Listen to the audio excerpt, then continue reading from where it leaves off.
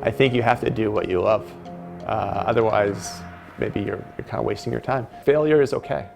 Failure is normal. Actually, most of new ventures fail. The question is, how do you internalize that? How do you feel about failure?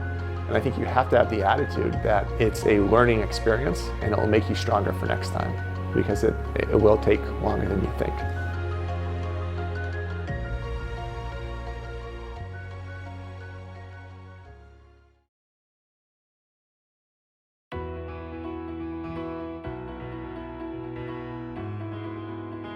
Well, I never started with the idea of making a big business. Actually, I was just pursuing my passion.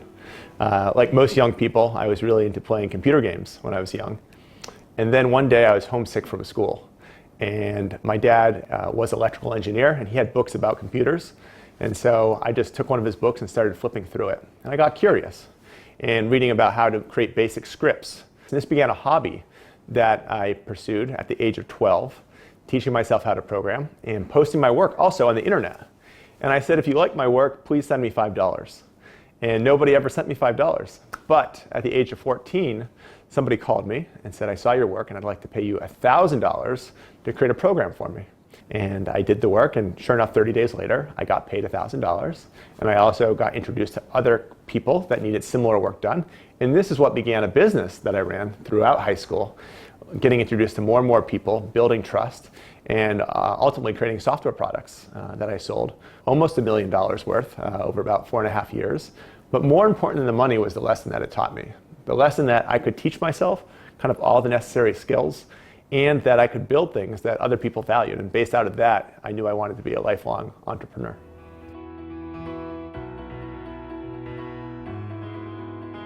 Well, I think starting a business is an amazing opportunity to learn. And I think learning is so important, whether it's through starting your own company or pursuing a more traditional job.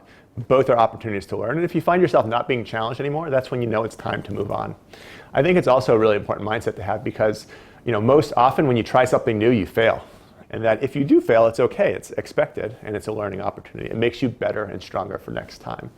The other thing that I think is really important is the team. It's much more fun to do it with a team, and particularly a team that complements your strengths or weaknesses.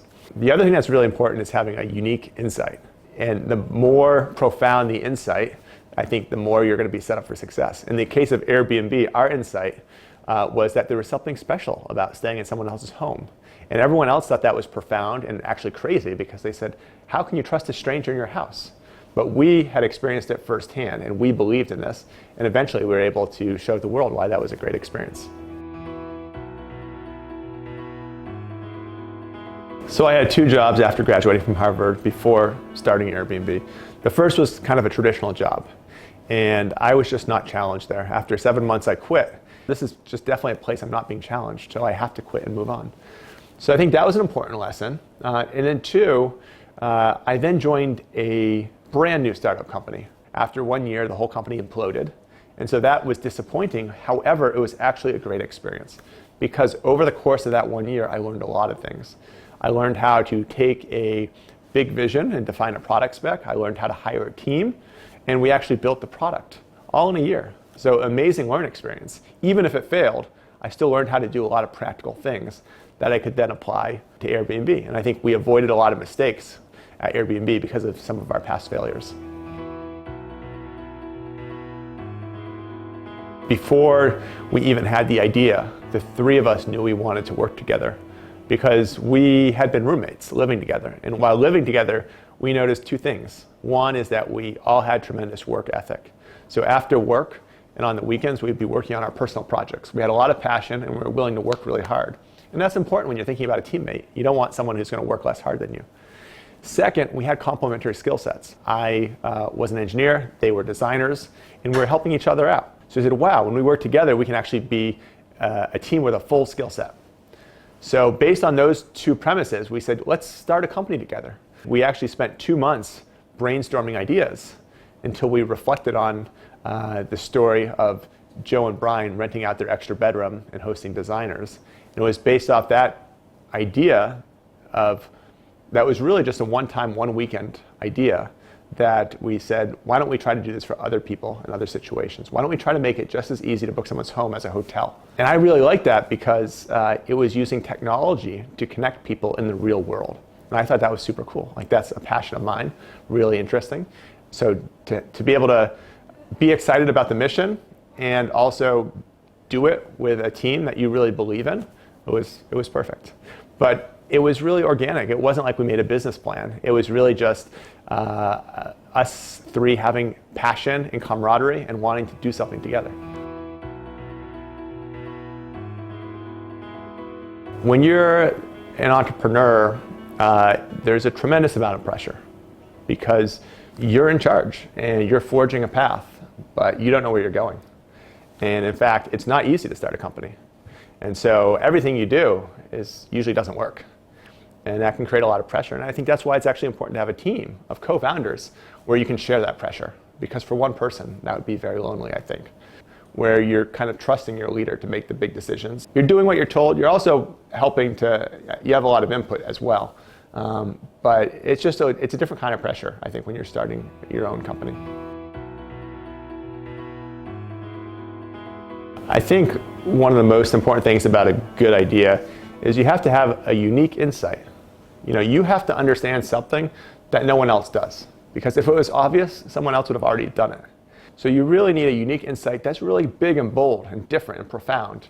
And for us, it was this idea that staying in a stranger's home was actually a really awesome experience. Because everybody would tell us that's a terrible idea. I remember a mentor of ours, we told him the idea. He said, I hope that's not the only thing you're working on. I was like, very demotivating. But then you have to understand that you understand something they don't. And if they truly understood it and it was so obvious, then it wouldn't be a good idea in the first place.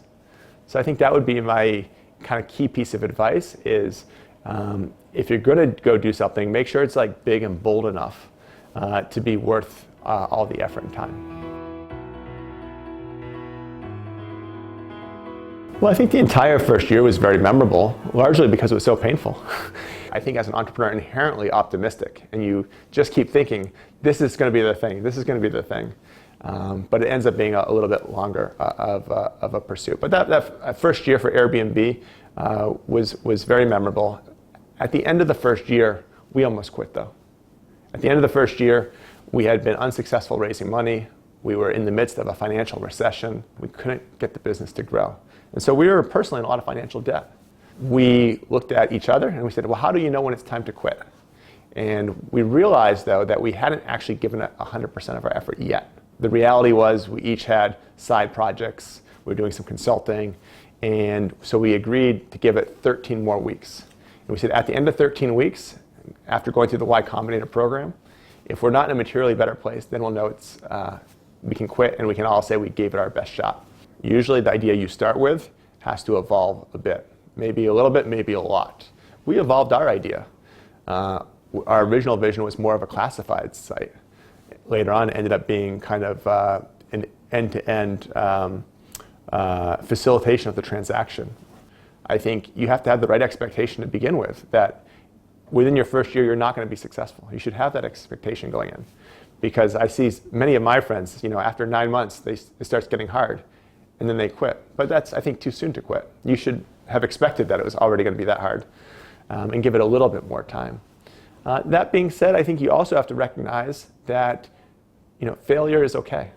Failure is normal. Actually, most of new ventures fail.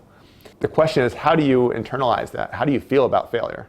And I think you have to have the attitude that it's a learning experience and it will make you stronger for next time, because it will take longer than you think. In 2011, summer 2011, somebody's home on the platform was ransacked, and it got a lot of publicity, and we didn't handle it well, to be frank. And we realized then, though, that that was a crisis and that we should not just try to manage the situation and try to get it to go away, but that we had to do something fundamentally different going forward in terms of taking responsibility and preventing things from happening in the future. What we did was we took everybody in the company, it was then 100 people, and we said, stop what you're doing. Everybody in the company for the next 2 weeks are going to come up with trust and safety features. And over the span of 2 weeks, the 100 people came up with 40 new features and launched them to make the service more safe and more trustworthy. So we started verifying identities. We added 24/7 customer support. We created a trust and safety team. We also created a guarantee. And a funny story is we intended to offer the guarantee retroactively. So the company had already existed for 3 years. And we said we're going to offer this guarantee, and it's not just for future customers. All our past customers, if they had a bad experience, they can actually write to us and get the guarantee money. But this was a little scary because you don't know how many people are going to write to you and ask for money. So initially, we were thinking that the guarantee should be $5,000. And actually, a few months later, we were able to make it into $1 million guarantee because it took a little time to get proper insurance to back that up. And instead of trying to deal with a situation as a one-time thing, we made a structural change to how we operate as a company. I think there's never been a more exciting time to be an entrepreneur and be a technologist because the barrier to entry in some ways I think is a lot lower in terms of access to cloud computing, access to machine learning, web services, like all this stuff is available. There's so much new capability. There's just, I think, a lot of opportunity for optimization, reinvention, and disruption. Whether it's through school or through a more traditional job, there's a great opportunity to network and meet people. So I think those two things have to come together. A third is you have to be financially ready, right? It's a big commitment, and you're not going to be successful in your first year. So I think being honest about what to expect with yourself and the other stakeholders in your life is really important, because otherwise, if you don't do that, then 6 months in, 9 months in, the pressure becomes too great, and then you quit. And I think most young companies, they fail due to self-inflicted wounds, right? They give up too soon, as opposed to competition, right? I'd say young companies, they don't die from competitors. They die from basically giving up and not before they gain traction.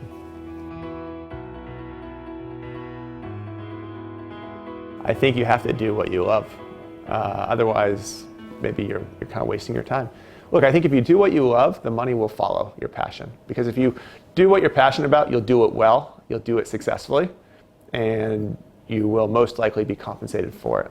If you just pursue money but no passion, then I think it's not sustainable. You'll burn out. So that's the balance.